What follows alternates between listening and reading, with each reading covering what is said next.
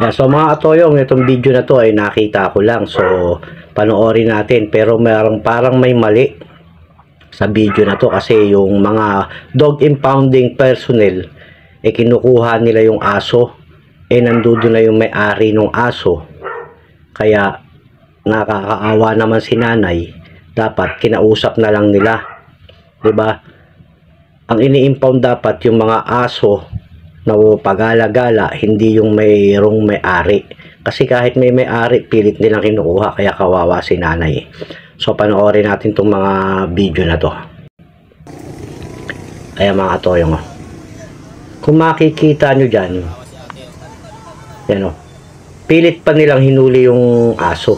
Si nanay nagmamakaawa na sa kanila, umiiyak na, sinilo pa nila yung aso. Mahal na mahal ni nanay ang aso na yan Grabe. Ayan may lumapit pang enforcer. Dapat yan, kinakausap na lang nila si nanay.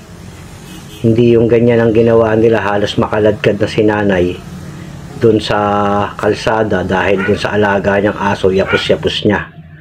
Yan pilit nilang kinukuha yung aso aso nung may-ari yan. Di ba dapat ang ini-impound yung mga pagala-gala? Ito andyan yung may-ari.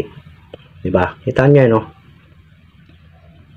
nakikiusap si nanay, umiiyak na si nanay, ayaw pa nilang pagbigyan.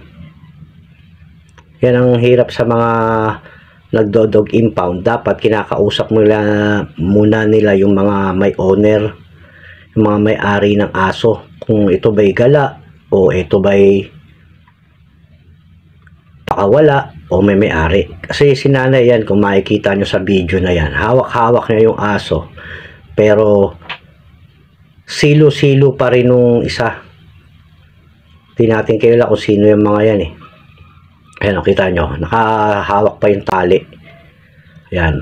Pilit ni nanay nire-recover yung aso niya para lang wag lang makuha. Kasi hindi natin alam kung anong mangyayari sa dog impounding o mapapabayaan. Siya si nanay, hindi niya ibibigay talaga yan.